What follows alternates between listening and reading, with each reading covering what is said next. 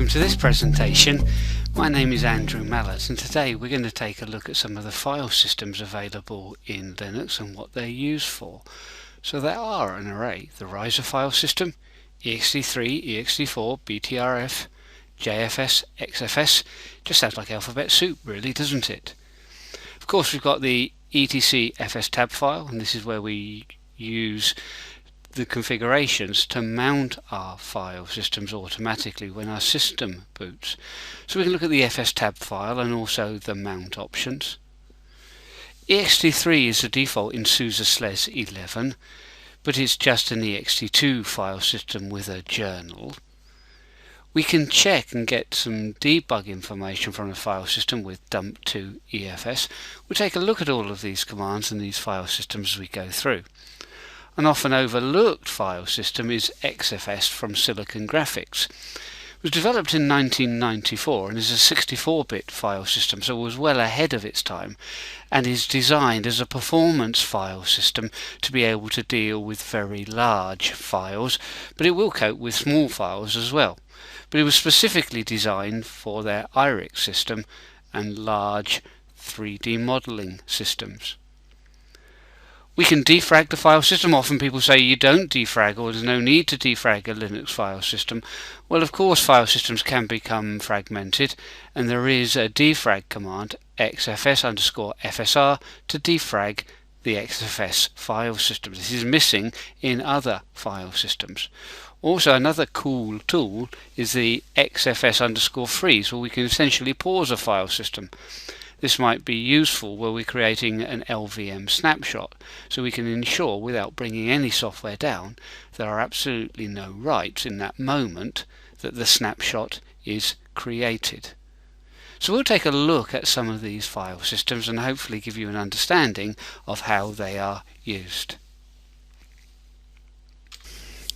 So on my SUSE SLES 11 machine, and first of all we'll just type the command mount by itself to see which file systems are mounted. So we can see at the top SDA2 is mounted to the root file system and is formatted with ext3. It's read-write, it's got the access control list and user extended attributes as mount options. The other file systems are virtual file systems and don't actually make up part of the file system. If we have a look inside the fstab file, this controls which file systems are mounted by the system automatically. You can see we've got a swap file system, SDA2, which is my root file system, which is formatted with ext3. Again, we see various mount options. And the swap file system is a file system for the virtual memory. We don't access it as a file system itself. And of course the other virtual file systems for proc and dev are listed there as well. If I use the command fdisk-l, we can then see I've got two physical disks in this machine, SDA and SDB. I don't have a partition table for SDB, but again I can see then my two physical partitions that we saw in the fstab file, SDA1 and SDA2. If I want to create more partitions, they need to be formatted to be accessed, and we can format them with a range of file systems. We can see the default here was ext3, but there are a range of file systems that can be used. If I just go into the graphical utilities to demonstrate this,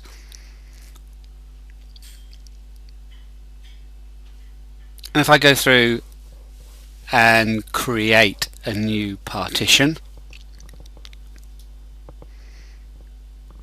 so as I move around to my hard disk and to SDA and then add, we can say new primary, we can set it to a certain size, so I might just say another gig, and then we can choose to format it, so make it available, and we can see there are a range of file system options that appear here. So we need to understand a little bit about some of these file systems. Let's say the default is ext3. Now we don't need to use a graphical tool. I think sometimes it's easier to understand what's going on when we look at it from the command line. So if I now go through into fdisk, you might have used this years ago with DOS and your early versions of Windows. So I'm going to fdisk dev SDA, I'm going to create first of all an extended partition, so I choose new for a new partition and then E for extended. I can create well, not as many, but virtually as many logical partitions as I want in an extended partition. So I'm just setting up then the extended partition to use the rest of the disk. Now I'm creating a new partition again, and this time I'm going to say a logical partition, so this will be SDA5 inside my extended partition. Again, I'm going to set it up to be a gig. Print out with the P so we can see what partitions I have now. So SDA3 is my extended, SDA5 is my newly created then Linux partition. I'm going to create another partition now. So this will be SDA6, again another 1 gig partition. We print that out so we see SDA5 and SDA6. SDA4 is skipped because we reserve those for primary partitions, not for logical partitions. So I write the file system and then I use part probe to make sure that my MBR, my master boot record partition table, is synced with the memory resident partition table. The graphical tools would all do this for me automatically, but we don't then get the understanding of what's happening. So if I have a look at my dev structure for then SDA and question mark, so this will then show me SDA1, SDA2, SDA3, SDA5 and SDA6. 5 and 6 being my new partitions. Now partitions themselves are not file systems, so I can't mount them until they've been formatted. If I run muckfs dot and then tab, we can see there are a range of file system formats that I can use on this server, more than we could actually see in the graphical environment. The default, as I say, is ext3, so I'm going to format SDA5 as an ext3 file system. So this is a journaling file system, so it has a transaction log of which files are being changed. So it's quite efficient from that point of view, but essentially is an older ext2 file system with the journal thrown on top. There is a later ext2 file system, but it's still not enterprise ready as far as SUSE are concerned, and it's not the default file system in SLES 11 currently. So now I can mount the file system. Mounting the file system is a little bit like assigning a drive letter to it. So if I mount it, let's say, to the mount directory, I can access this file system through the directory /mnt. If I check the mount command by itself and just look for then the mount directory, we can see that SDA5 is mounted as an ext3 file system and with the option read write.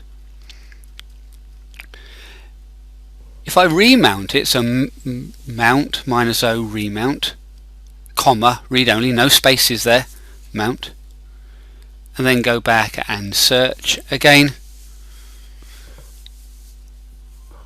we can see now it's mounted as read only. Read only means, well, I can't write to it even as root, so if I try and create it, I can't. This might be because it's just an archive directory, they don't need to be changed, or perhaps I need to protect the file system because the system might have crashed and I want to just turn it off. Often though, these are used for archive file systems where we don't want files to be changed. If I remount it as read write, I can add other options, let's say like access control list. Access control list extends the permissions of a file and allows multiple users and groups to have permissions. Now we can see that the mount directory is available with read write and ACL mount options. Now you can see as well, running the touch command, I'm of course able to write to the file system and now create file 1. So ext3 is a generic everyday file system that works reasonably well. We'd need to put an entry into this into our fstab file should we want to make this available every time the system started. We probably wouldn't mount it to the mount directory, but we'd create a directory called, I don't know, data or whatever. If I run the dump e2fs command, This allows me to see information, to analyze information about the file system. So if I go through and then run that on dev SDA5, we can see when it was created, its UUID, its unique identifier, the block size, how many inodes we have in the file system, and then we can look at all of the information that relates to the file system. So it gets quite technical. If we leave eXD3 behind for the moment and look at an often overlooked file system, XFS from Silicon Graphics. This was first written in 1994, so it is a very mature but is a high performance 64-bit file system.